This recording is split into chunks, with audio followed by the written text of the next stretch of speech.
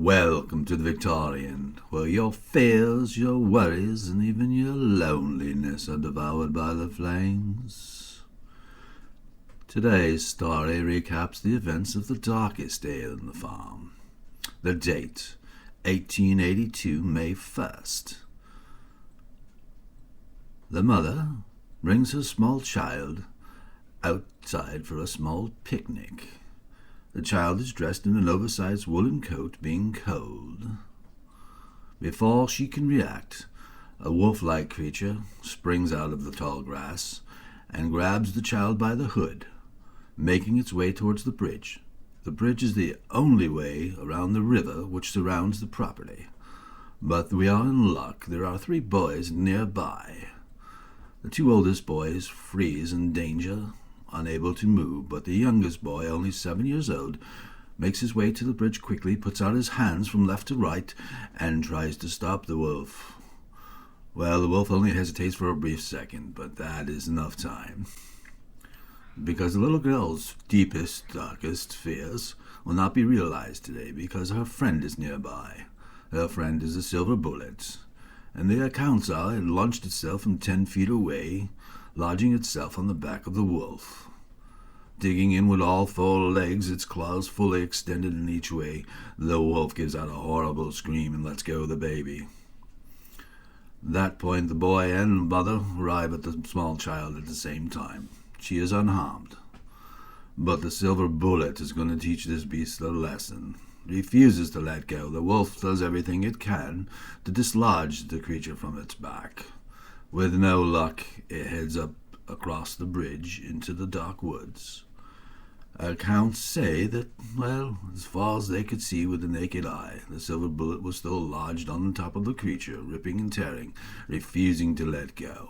This was personal. Time passed.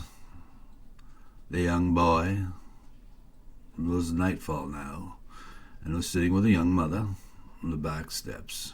She instructed the young boy to go home. The silver bullet will not be home today.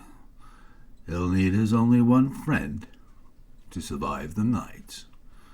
I want you to come back at 6 o'clock tomorrow night and sit with me and wait for the silver bullet.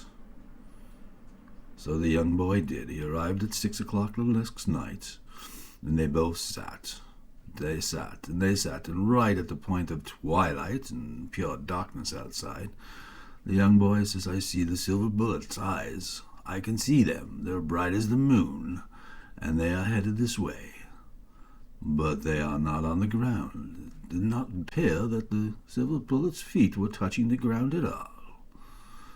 The lady said, "Go into the liver cabinet into the house, get 2 bowls, and sit beside me."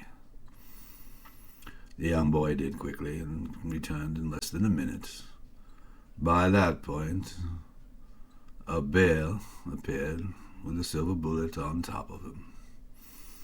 The bear was a cub at one point, about a year ago, raised at the farm, and the silver bullet would often sit next to it to protect it from catbirds that used to like to peck its back. See, the both of them used to sit in the front yard underneath the tall trees as birds of prey dismembered the trout that were caught across the street, because the river would be dammed every year by the beavers, and they would have a feast. Yes, the silver bullet's only friend saved him. After they both ate the liver, the bear headed back up into the dark woods, and the silver bullet ran upstairs quickly and resumed its normal position underneath the child's chin while it went to sleep. Well, I guess the silver bullet's only friend saved him. The young boy, during the day, had several conversations with the young mother's oldest daughter.